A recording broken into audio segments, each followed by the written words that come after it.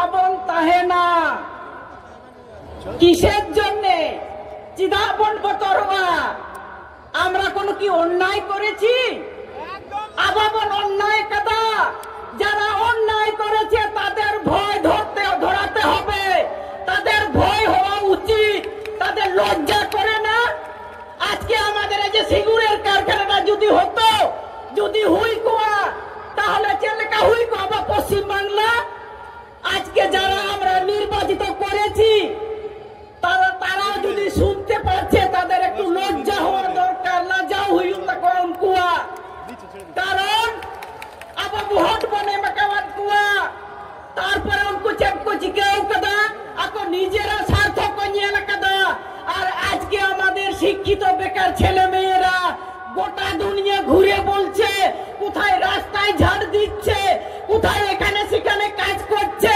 তাদের দায়িত্ব নাই উনকো দায়িত্ব বানুতা কোয়া উনকো থাকা দরকার উচিত তাহে কান্তা কোয়া উনকো কি ভাবেছিল যে কি শুরু করেছিল চেপকাই হাবলেদা মেললেদা কো যে বামপন যদি তাহে নাই তাহলে জীবনও আমরা আসতে পারবো না বাবন হয়ে দাঁড়িয়া এই যে সাধারণ খেটে খাওয়া মানুষ তাদেরকে ঠকানো যাবে না তাদেরকে শোষণ করা যাবে না তাহলে কি করতে হবে এই যে জঙ্গল এলাকায় আমরা ভুলে যাইনি আমাদের এখনো মনে আছে তাদের কি অপরাধ ছিল আমাদের সালকু শরণার্থীর অপরাধ তাহে কেন তার একটাই অপরাধ তাহে কেন অপরাধ ছিল যে সাধারণ মানুষকে সচেতন করছিল নিজেদের অধিকারটাকে বুঝিয়ে দিচ্ছিল সেই জন্য তাদের সহ্য হচ্ছিল না বলে মাওবাদীর নাম করে আজকে আমাদেরকে খুন করেছে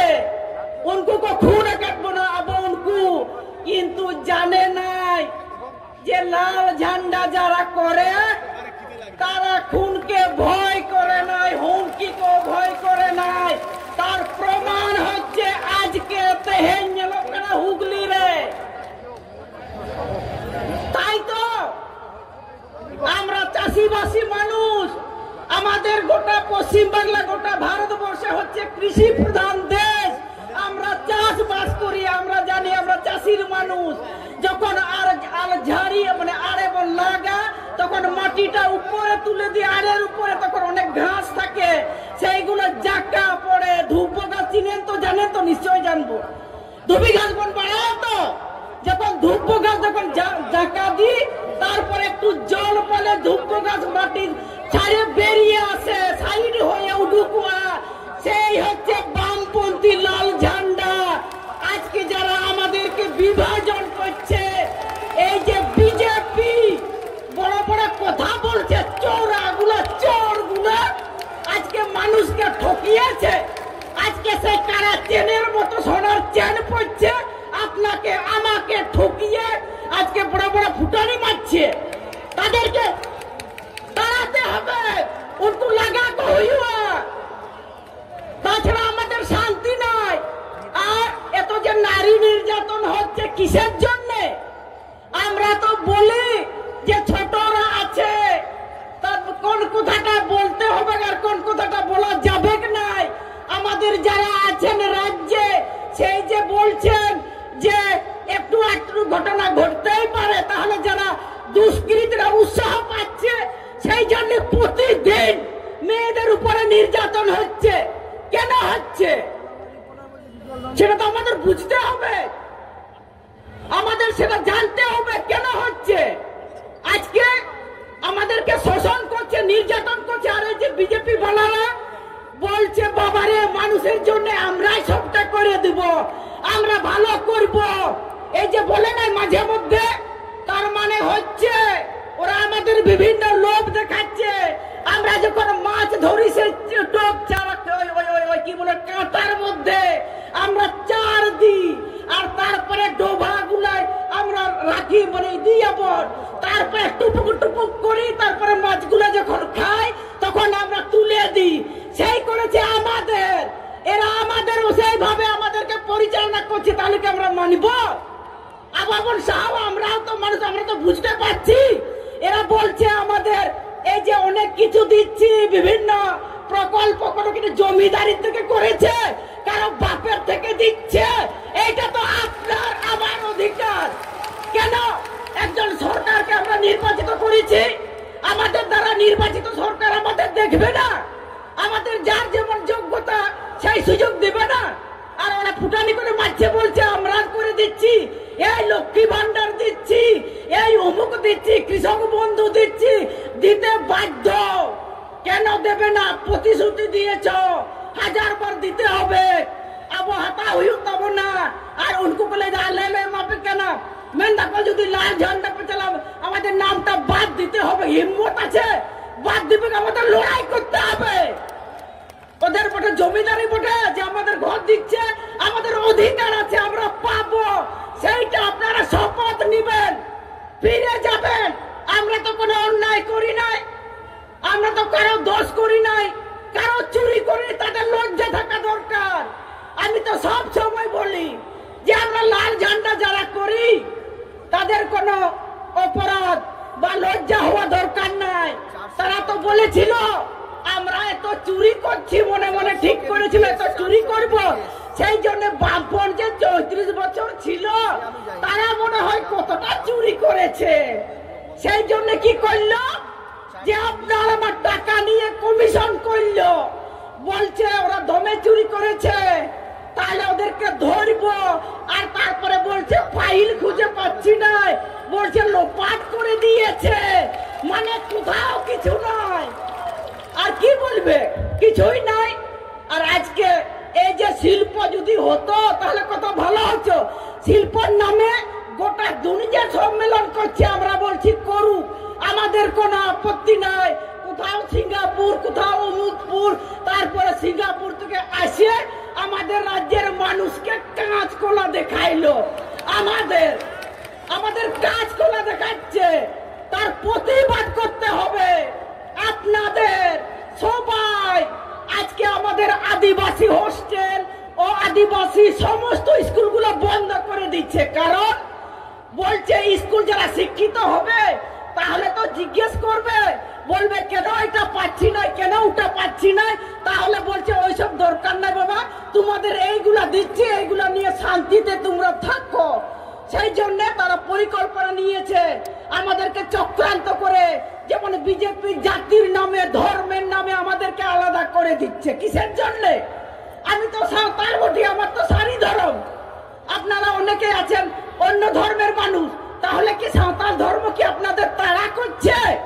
ধর্ম ধর্মের জায়গায় থাকবে, সংস্কৃতি সংস্কৃতি জায়গায় থাকবে, যে যার আচার আচরণ আছে সবাই আলাদা আলাদা থাকবো। কিন্তু আমরা তো মানুষ, আমরা তো এখানে অনেক মানুষ আছি জাতি ধর্ম নির্বিশেষে। আমি যখন কোন জায়গায় পড়ে যাই, আমার যদি কোন জায়গায় লাগিয়ে যায় তখন লাল রক্ত বেরাবে। যখন আপনি যখন পড়ে যাবেন তখন আপনারও লাল রক্ত বেরাবে। কিন্তু আমরা তো সবাই মানুষ, আপনার আমার যা সমান, যা আপনার শিক্ষা স্বাস্থ্য বাসস্থান খাদ্য আমাদেরও তো তাই। তাহলে কিসের জন্য ধর্ম নিয়ে লড়াই করব? ওরা বলছে ধর্মের নামে বিভাজন, ধর্মের নামে। তাহলে ওইটা নিয়ে মাথার মধ্যে ঢুকে থাকবে যে আমার কি হবে না হবে সেই সব নিয়ে, তাহলে আমরা আর কোনো চিন্তা ভাবনা করতে পারবো না। বাবন দাঁড়িয়ে সেই জন্যই তো এইসব করছে। সেই কারণে আপনাদের সবাইকে যারা আপনারা এসছেন, আমরা অধিকার ছিনিয়ে নিয়ে আসবো, কারো দয়ার নয়। আমাদের যে অধিকার আছে সেইটা আমাদের আদায় করতে হবে। আদায় করতে গেলে আমাদের সংগঠিত হতে হবে, আমাদের একমত হতে হবে। তাদের মতো নিজেদের মতো তারা চুরি করছে সেই রকম নয়, তাদের মতো নয়। আপনারা যারা এই যে আমাদের রাজ্য সম্মেলন এখানে করলেন, আমাদের প্রত্যেক এলাকায় গেছেন, কেউ তো আপনাদের চোর বলেনি। আর ওরা তো ওদেরকে তো বলবে এরা তো চুরি করেছে, চোর। আমরা তো মাথা উঁচু করে আমরা যেতে পারবো আমাদের পাড়াতে, আমাদের গ্রামে। এটাই তো আমাদের গর্ব। আমাদের কেউ চোর বলতে পারবে না, তাদেরকে চোর বলবে। এটাই হচ্ছে আমাদের বড় পাওনা। কারণ আমাদের নেতৃত্বরা কখনো সেই সব ভাবেনি। তারা ভেবেছিলেন আমার যে প্রজন্ম, আমার যে শিক্ষিত বেকার ছেলে মেয়ে কাজে, আমরা সবাইকে সব দিতে পারবো না। সেই জন্য বিকল্প ভাবনা করেছিলেন। সেই কারণে তো শিল্পর দিকে এগিয়ে যাচ্ছিলেন। ওরা হাতের দিকে তো চালাক করতে হয় না, ওদের সহ্য হলো না। তাদের এখন থেকে নয়, দীর্ঘদিন ধরে গোটা দুনিয়ার যতগুলো সন্ত্রাসবাদী দল তাদেরকে এক জায়গা করে আমাদেরকে খুন করেছে, যাতে এই মানুষগুলো উঠে দাঁড়াতে না পারে।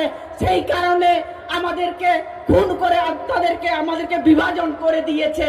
সেই জন্য আপনারা নিশ্চয় আমাদের এই সম্মেলন, এই সমাবেশ, আমরা যেমন ভিতরে আমরা আলোচনা করেছি, আমরা আমাদের আগামী দিনে পার্টিটা কিভাবে নিয়ে যাব, আমাদের সাধারণ মানুষের জন্য কিভাবে আমরা কাজকর্ম করব, এবং বাইরে এবং ভিতরে দুটাই আমাদের লড়াই করতে হবে। আজকে আমাদের বিধানসভায় নাই, আমাদের লোকসভায় নাই, যেখানে আমাদের গুরুত্বপূর্ণ গোটা দেশের এবং রাজ্যের জন্য, মানুষের জন্য যেখানে নীতি ঠিক হয়, সেইখানে আমাদের কোনো লাল ঝান্ডা নেই। সেই কারণে আজকে আমাদের সমস্ত যে অধিকারগুলো হারিয়ে যাচ্ছে, এই যে 100 দিনের কাজ, জঙ্গলের অধিকার, এই যে পাট্টা, বিভিন্ন যে প্রকল্প কর্মসূচি, এই যে ঘর বলুন, সমস্ত রকমের কে বলবে আমাদের হয়ে, কে কথা বলবে? তাদের তো দায় নাই, তাদের তো ভোট দিয়ে চলে গেছে। কিন্তু আমাদের রাজ্যের মানুষ, সচেতন মানুষ, যেদিন ওই যে নারকল ছেবড়া দিয়ে আমাদের মেয়েরা যেমন হাড়ি কোড়ায় মাঝে সেইগুলো থোথনাগুলো যেদিন ঘুষবে, তখন বুঝতে পারবে। তাছাড়া তো বুঝতে পারবে কি নাই? ওদেরকে জামা ঘুষাইতে হবে, উनको ঘাসা হইয়া, উनको পরিষ্কার হইয়া। যতদিন না তৃণমূল এবং বিজেপিকে এখান থেকে আমাদের উচ্ছেদ না করতে পারছি, ততদিন আমাদের পরিবেশও ভালো থাকবে না, আমাদের পশ্চিমবাংলাও এগোবে না, কোথাও এগোবে না, আমাদের দেশেও এগোবে না। সেই কারণে আপনারা সেই কাজটা করবেন। আগামী দিন আমরা সবাই ঐক্যবদ্ধ ভাবে বিজেপি এবং তৃণমূল তাদের বিরুদ্ধে আমরা লড়াই করব। অনেক সহ্য করেছি। ব্রিগেডের কথা মনে আছে আপনাদের? আমি বলেছিলাম না, পায়ের উপরে পা দেখ, ঠিক আছে, যখন পায়ে যখন এরকম করে যখন ঘোষণায় দৌড়াবে, তখন আমাদেরও করতে হবে।